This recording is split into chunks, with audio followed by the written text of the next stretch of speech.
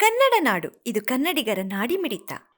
ಕ್ರೂಸ್ಪೇಟ್ police station ನಲ್ಲಿ ದಿನಾಂಕ 8/3/2026 ಒಂದು ವರದಿ ಆಧಾರದ ಮೇಲೆ ಪ್ರಕರಣವನ್ನ 36/26 ಅಂದ್ರೆ 36/2026 ಕ್ರಮ ಸಂಖ್ಯೆಯಲ್ಲಿ ಒಂದು FIR ಅನ್ನ ಕ್ರೂಸ್ಪೇಟ್ ಪೊಲೀಸ್ ಸ್ಟೇಷನ್ ಅಲ್ಲಿ ರಿಜಿಸ್ಟರ್ ಮಾಡಿರುವಂತದ್ದಿದೆ. ಅದರಲ್ಲಿ ದೂರಿನಲ್ಲಿ ಬಂದಿರೋ ಮಾಹಿತಿ ಮೇರೆಗೆ ಕ್ರಮವಾಗಿ 103 ಸಬ್ ಕ್ಲಾಸ್ 1, 109, 118 ಸಬ್ ಕ್ಲಾಸ್ 1, 118 ಸಬ್ ಕ್ಲಾಸ್ 2 ಹಾಗೂ 125 BNS ಸೆಕ್ಷನ್ ಅಡಿಯಲ್ಲಿ ಈ ಪ್ರಕರಣವನ್ನು ದಾಖಲಿಸಲಾಗಿದೆ.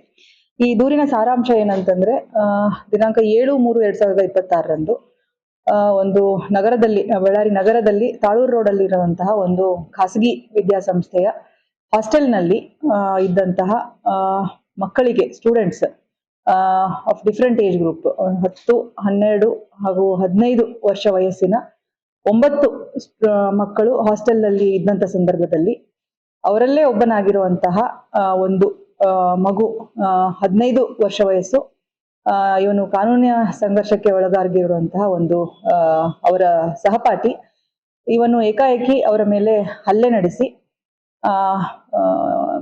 ಒಂದು ರಾಡ್ ಹಾಗೂ ಒಂದು ಶಾರ್ಪ್ ಒಂದು ವೆಪನ್ ಅನ್ನ ಯೂಸ್ ಮಾಡಿಕೊಂಡು ಮಕ್ಕಳ ಮೇಲೆ ಏಕಾಏಕಿ ಹಲ್ಲೆ ನಡೆಸಿ ಸುಮಾರು ಮಕ್ಕಳಿಗೆ ವೇರಿಯಸ್ ಟೈಪ್ಸ್ ಆಫ್ ಇಂಜುರೀಸ್, ನಾವೇನ್ ಹೇಳ್ತೇವೆ ಸಿಂಪಲ್ ಇಂಜುರಿ, ಹಾಗೆ ಗ್ರೀವಸ್ ಇಂಜುರಿ, ಹಾಗೆ ಒಂದು ಮಗುಗೆ ಫೇಟಲ್ ಇಂಜುರಿ ಆಗಿಬಿಟ್ಟು ಒಂದು ಮಗು ಮೃತಪಟ್ಟಿರುವಂತದ್ದು ನಮ್ಗೆ ಈ ಘಟನೆಯಲ್ಲಿ ನಡೆದಿರುವಂತದ್ದು.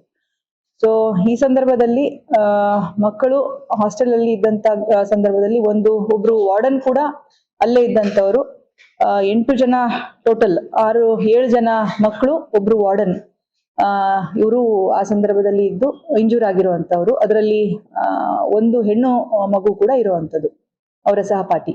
ಸೊ ಎಲ್ಲರೂ ಇದ್ದಂತಹ ಈ ಒಂದು ಹಾಸ್ಟೆಲ್ ನಲ್ಲಿ ಈ ಪ್ರಕರಣ ನಿನ್ನೆ ರಾತ್ರಿ, ತಡರಾತ್ರಿ ಸುಮಾರು 10 ಗಂಟೆಯಿಂದ 11 ಗಂಟೆ ಮಧ್ಯದಲ್ಲಿ ನಡೆದಿರುವಂತದ್ದು.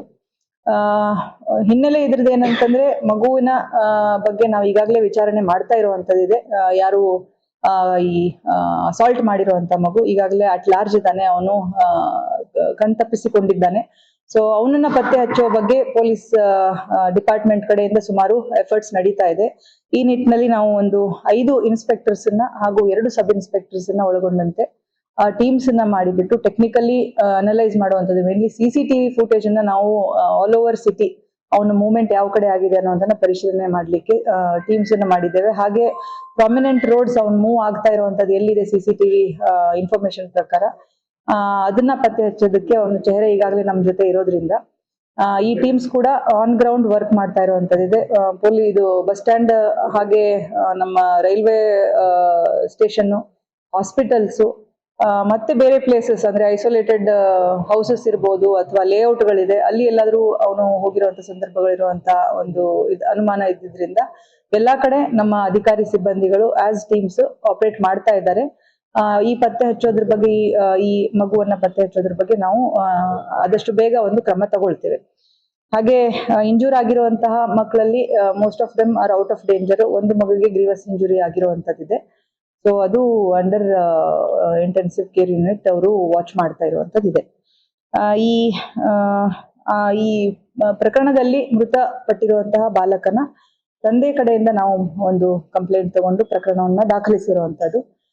ಅವರು ಈ ಆರೋಪಿತ ಅಥವಾ ಕಾನೂನಿನ ಸಂಘರ್ಷಕ್ಕೆ ಒಳಗಾದಂತಹ ಮಗುವಿನ ಜೊತೆಗೆ ಶಾಲಾ ಆಡಳಿತ ಮಂಡಳಿ ಮೇಲೆ ಕೂಡ ಅವರು ಅವರ ಕಡೆಯಿಂದ ಕೆಲವು ನೆಗ್ಲಿಜೆನ್ಸ್ ಆಕ್ಟ್ಸ್ ಆಗಿದೆ ಅನ್ನುವಂಥದ್ದನ್ನ, ಅವ್ರನ್ನ ಮಕ್ಕಳ ಮೇಲೆ ನಿಗಾ ವಹಿಸೋದ್ರ ಬಗ್ಗೆ ಅವರು ಕೆಲವು ನೆಗ್ಲಿಜೆನ್ಸ್ ತೋರಿಸಿದ್ದಾರೆ ಅನ್ನುವಂತ ಒಂದು ಆರೋಪವನ್ನ ಮಾಡಿ ಅವರ ವರದಿಯಲ್ಲಿ, ಅವರ ದೂರಿನಲ್ಲಿ ದಾಖಲು ಮಾಡಿರೋದ್ರಿಂದ ನಾವು FIR ಅಲ್ಲಿ ಮಗು ಹಾಗೂ ಶಾಲಾ ಆಡಳಿತ ಮಂಡಳಿಯನ್ನ ಕೂಡ ನಾವು ಆರೋಪಿತರನ್ನಾಗಿ ಮಾಡಿದ್ದೇವೆ.